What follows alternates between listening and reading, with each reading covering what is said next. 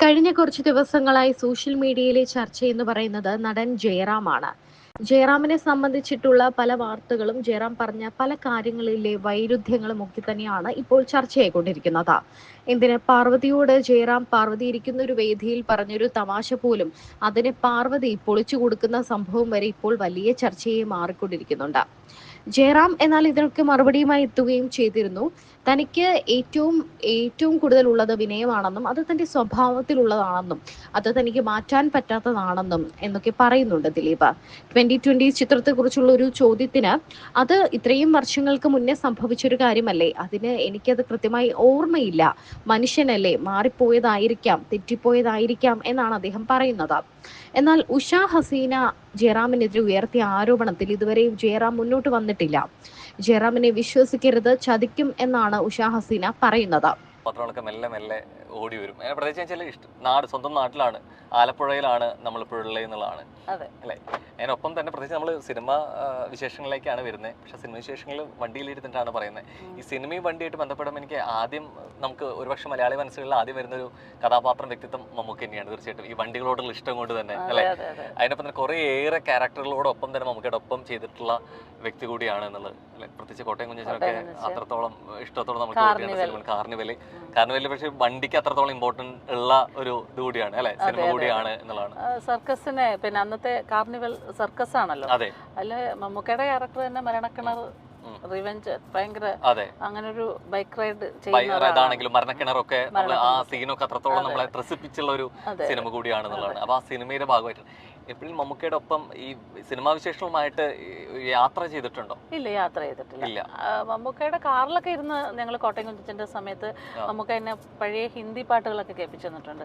ഞാൻ ആദ്യമായിട്ട് മിത്താലിയുടെ പാട്ട് കേൾക്കുന്നതാണ്, പിന്നെ പാകിസ്ഥാനി സിംഗറാണ് മിത്താലിയുടെ പാട്ട് കേൾപ്പിക്കുന്നത് മമ്മൂക്കയാണ്. ഈ പാട്ടൊന്ന് കേൾക്കുന്നു, അല്ലാഹി അല്ലാ കിയാ കരോ ദുഃഖ്ന കിസി കോ കിയാ കരോ ജോ ദുനിയാ കാ മാലിക് ഹേ പാട്ടിന്റെ കൈവളകൾ കിലുങ്ങുമ്പോഴേ ഭയങ്കരമായിട്ട് റിതം വരുന്നുണ്ട്. നല്ല താളബോധത്തോട് കൂടിയിട്ട് ഡാൻസറാണ്, സിംഗറാണ് അല്ലെ, ആക്ടറാണ്, നമുക്ക് അറിയാം. അപ്പൊ അതിന്റെ പാട്ടിന്റെ ആ താളം കൂടി കൃത്യമായിട്ട് വരുന്നുള്ളത് തന്നെയാണ്. ഈ മമ്മൂക്കയ്ക്ക് അന്ന് ഈ വണ്ടിഭ്രാന്തുണ്ടോ? വണ്ടിഭ്രാന്തുണ്ട്. ക്യാമറയുടെ ഭ്രാന്തായിരുന്നു അന്ന് മമ്മൂക്കയ്ക്ക്. മമ്മൂക്ക ഏറ്റവും പുതിയ ക്യാമറകളൊക്കെ വാങ്ങിക്കാറുണ്ടായിരുന്നു.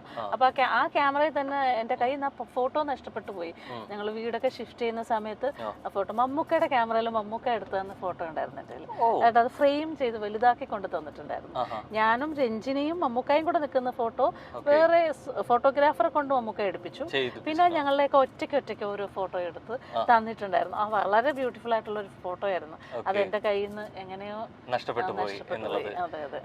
ഈ അടുത്ത കാലത്തൊക്കെ നമ്മൾ ആ ക്യാമറ ഫ്രെയിമും നമ്മൾ നമുക്ക് ഫോട്ടോസ് എടുക്കുന്നതൊക്കെ നമ്മൾ കണ്ടിട്ടുണ്ട്. പക്ഷെ കൂടുതലും അന്നേ ഉണ്ട് എന്നുള്ളത്. ലൊക്കേഷനിലാണെങ്കിലും ഫോട്ടോസിലാണെങ്കിലും ക്യാമറ ആയിട്ടാ വരുന്നത്. എന്നിട്ട് എല്ലാവരുടെയും ഫോട്ടോ എടുക്കും. ഇഷ്ടമുള്ള എല്ലാവരുടെയും ഫോട്ടോ എടുക്കും. പ്രൊഡക്ഷൻ ബോയ്സ് തൊട്ട് എല്ലാവരുടെയും ഫോട്ടോ എടുക്കും. ഈ എപ്പോഴും ഈ സിനിമയുമായി ബന്ധപ്പെട്ട കഥാപാത്രങ്ങളാണെന്നുണ്ടെങ്കിലും ആ സിനിമയായിട്ട് ഉള്ള അല്ലെ ഈ ലൊക്കേഷനിലൊക്കെ ആണെങ്കിൽ ഇത്രത്തോളം പ്രിയപ്പെട്ട് ഏറ്റെടുത്ത് ഹൃദയത്തിൽ കൊണ്ടുനടക്കുന്ന ഒരാൾ കൂടിയാണ് മമ്മൂക്ക. ശരിക്കും അങ്ങനെ ഉണ്ട്. ഇങ്ങനെ പറയുന്ന അത്രയും വാചാലയാവുന്ന മമ്മൂക്കയെ കുറിച്ച് പറയുമ്പോൾ എവിടേക്കോ പിന്നീട് എപ്പോഴാണ് ഈ വാക്കുകളിലെ വിഷമവും അല്ലെന്നുണ്ടെങ്കിൽ മമ്മൂക്ക എന്നുള്ളത് എവിടേക്കോ ഒരു വിവാദ വിഷയമായിട്ട് മാറിയത് പിന്നെ എപ്പോഴായിരുന്നു? സിനിമയിൽ വരുന്നതിന് മുമ്പും സിനിമയിൽ വന്ന സമയത്തൊക്കെ എനിക്ക് മമ്മൂക്കയെ ഭയങ്കര ആരാധനയായിരുന്നു. ഞാൻ ഒരു സിനിമ പോലും മമ്മൂക്കയുടെ കാണാതിരിക്കത്തില്ല. ഫസ്റ്റ് ദിവസം ഒന്നുകിൽ ഫസ്റ്റ് ഷോ അല്ലെങ്കിൽ സെക്കൻഡ് ഷോ ഉറപ്പായിട്ടും വാപ്പി അത് അന്ന് ചെറുപ്പകാലത്ത് കാതിക റംല ബീഗത്തിന്റെ വീട്ടിലാണ് നമ്മളുടെ ഡാൻസ് പ്രാക്ടീസും. പിന്നെ സ്കൂൾ വിട്ടു വന്നു കഴിഞ്ഞാൽ പിന്നെ നമ്മൾ കുളിച്ച് റെഡിയായ നേരെ റംല ബീഗത്തിന്റെ വീട്ടിലേക്ക് പോകും. അവിടെ പണ്ട് കഥാപ്രസംഗത്തിന്റെ റിഹേഴ്സൽ, പാട്ടിന്റെ റിഹേഴ്സൽ, അപ്പൊ അവിടെയാണ് എൻ്റെ ഡാൻസിന്റെ റിഹേഴ്സലും ഒക്കെ. എൻ്റെ ചെറുപ്പകാലം മുഴുവനും അവിടെയായിരുന്നു. അപ്പൊ അവിടെ എല്ലാവർക്കും സിനിമ ഭ്രാന്താണ്. അപ്പൊ സിനിമ കാണാൻ ഭയങ്കര ഇഷ്ടമാണ്. അപ്പൊ എന്നും പിന്നെ എല്ലാവരും മമ്മൂക്കയുടെ ഫാൻസാണ്. അപ്പൊ അന്നാണെങ്കിൽ സുഹാസിനിയും മമ്മൂക്കയായിട്ടുള്ള സിനിമകളൊക്കെ ഭയങ്കര ഹിറ്റായിട്ട്, എന്റെ ഉപാസന അതൊക്കെ ഭയങ്കരമായിട്ട്. അപ്പൊ മമ്മൂക്കയുടെ സിനിമ കാണാൻ പോകാൻ വേണ്ടിട്ട് ഇവരെല്ലാവരും, പ്രത്യേകിച്ച് സ്ത്രീകൾ, അവർ ഭയങ്കര ആരാധകന്മാരല്ലേ എല്ലാവരും. ഞാനന്ന് സ്കൂളിൽ പഠിക്കുന്ന കുട്ടിയാണ്.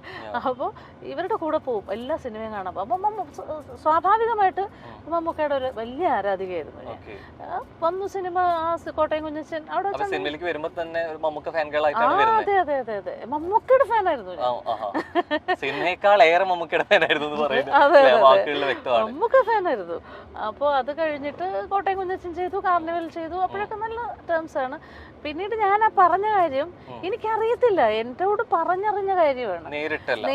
മമ്മൂക്ക എന്നോട് സംസാരിക്കാറില്ലായിരുന്നു. ഒരു നല്ല സ്നേഹമായിരുന്നു കോട്ടയം കുഞ്ഞച്ചന്റെ സമയത്തും കാർണിവലിന്റെ സമയത്തും ഒക്കെ. അത് കഴിഞ്ഞിട്ട് എപ്പോഴും പുള്ളി ഈ ജനറൽ ബോഡി മീറ്റിങ്ങിനൊക്കെയാണ് നമ്മൾ സാധാരണ. പിന്നെ ഒരുപാട് പടങ്ങളൊന്നും അഭിനയിച്ചിട്ടില്ല. അപ്പൊ എവിടെ വെച്ച് കണ്ടു കഴിഞ്ഞാലും നമ്മൾ അങ്ങോട്ട് മമ്മൂക്കയോടുള്ള ഇഷ്ടം കൊണ്ട് അങ്ങോട്ട് ചെന്ന് hi good morning Mammukka, good morning പറയും. അപ്പൊ ഒരു എന്തോ ഒരു അകൽച്ച, ഒരു ഇഷ്ടക്കേട് പോലെ തോന്നിയിട്ടുണ്ട് എനിക്ക്. മറുപടി എന്നുള്ള രീതിയിലേക്ക് അങ്ങനെ വരുന്നില്ല. ഒരു കുശലാന്വേഷണവും പുള്ളി നടത്താറില്ല. ഈ സാധാരണ രീതിയിൽ അത്ര മുമ്പ് അഭിനയിച്ച സഹതാരങ്ങൾ സംസാരിക്കുന്ന ഒരാളല്ലേ? നന്നായി സംസാരിക്കുന്നു. കോട്ടയം കുഞ്ഞച്ചന്റെ സമയത്തും കാർണിവലിന്റെ സമയത്തും ഒക്കെ നന്നായി. പിന്നെ ആ സമയം കഴിഞ്ഞ പെട്ടെന്ന് തന്നെ എന്റെ ഒരു മാരേജ് ഒക്കെ കഴിഞ്ഞല്ലോ ആ സമയത്ത്. പിന്നെ ഞാൻ കാണുന്നത് പുള്ളിയെ ഞങ്ങൾ രണ്ടുപേരും കൂടെ അമരത്തിന്റെ ലൊക്കേഷനിൽ ആലപ്പുഴയിൽ, ഞാനും സുരേഷ് കല്യാണം കഴിഞ്ഞ സമയത്ത് തന്നെ. അപ്പോൾ പുള്ളി എന്താണ് രണ്ടുപേരും കൂടെ അത്ര മാത്രമേ സംസാരിച്ചിട്ടുള്ളൂ. പിന്നെ കൂടുതലൊന്നും പുള്ളി സംസാരിക്കുന്നുണ്ട്. അല്ല, അതൊന്നും എനിക്ക് തോന്നിയില്ല, അന്നൊന്നും തോന്നിയില്ല. പിന്നെ അപ്പോൾ അത് കഴിഞ്ഞ് ഞാനത് ആ ഇന്റർവ്യൂവിൽ വ്യക്തമായിട്ട് പറഞ്ഞിട്ടുണ്ടായിരുന്നു.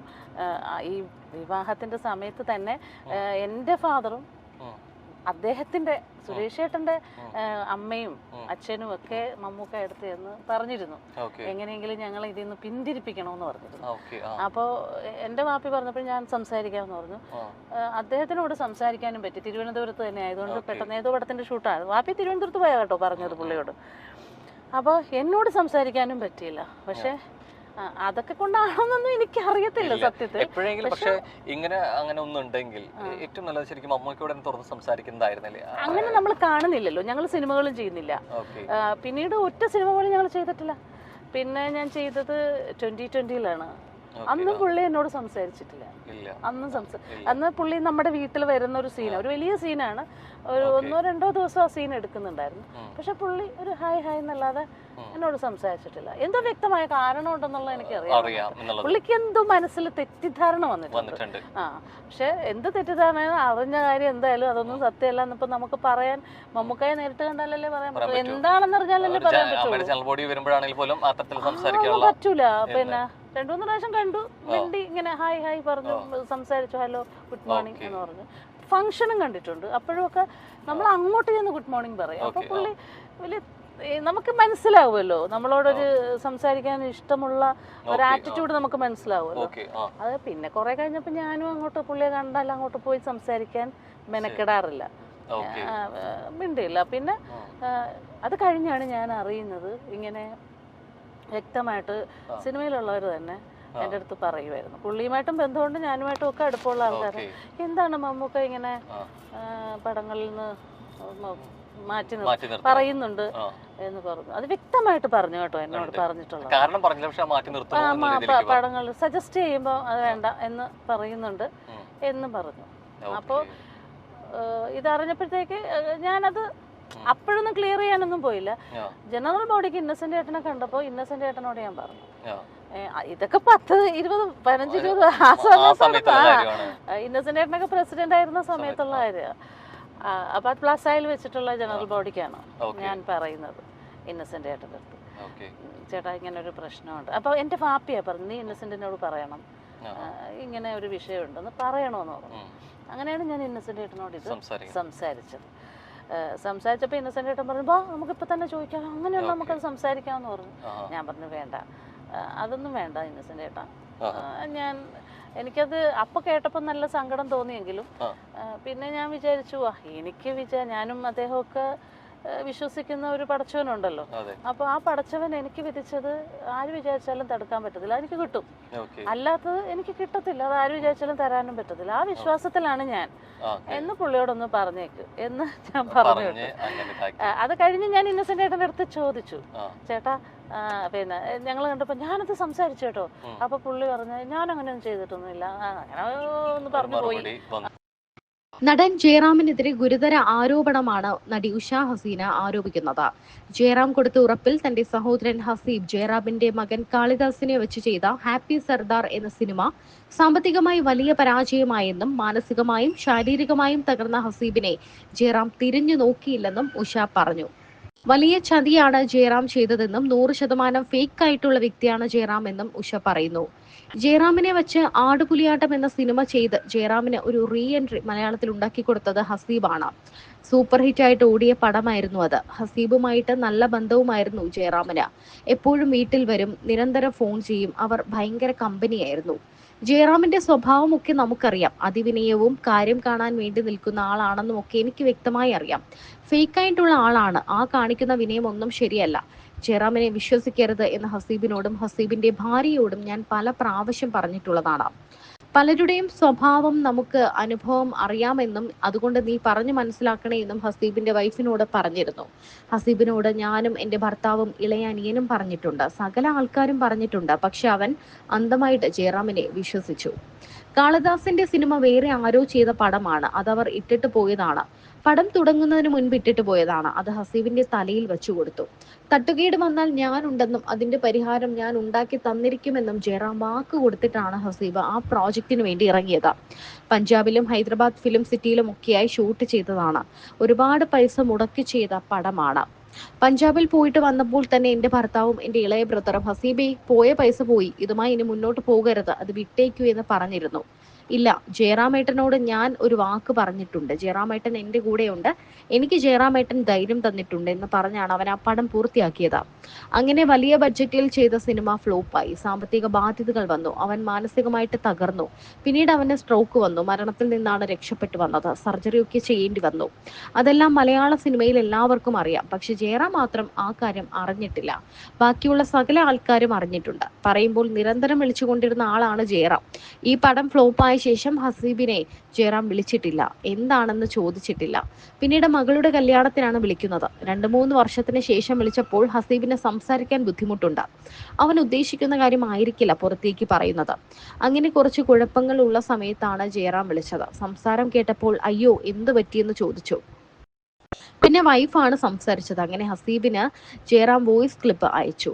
ആ വോയിസ് ക്ലിപ്പിൽ പറഞ്ഞത് ഞാനുണ്ട്, എന്റെ വാക്ക് കേട്ടിട്ടാണെന്ന് ഞാൻ എപ്പോഴും കണ്ണനോട് പറയും. എന്റെ ഒരൊറ്റ ഉറപ്പിന്മേലാണ് ഹസീബ സിനിമ ചെയ്തത്. ഹസീബെ ഞാൻ വരുന്നുണ്ട്, 10 ദിവസത്തിനകം ഞാൻ വീട്ടിലേക്ക് വരും എന്ന് പറഞ്ഞു.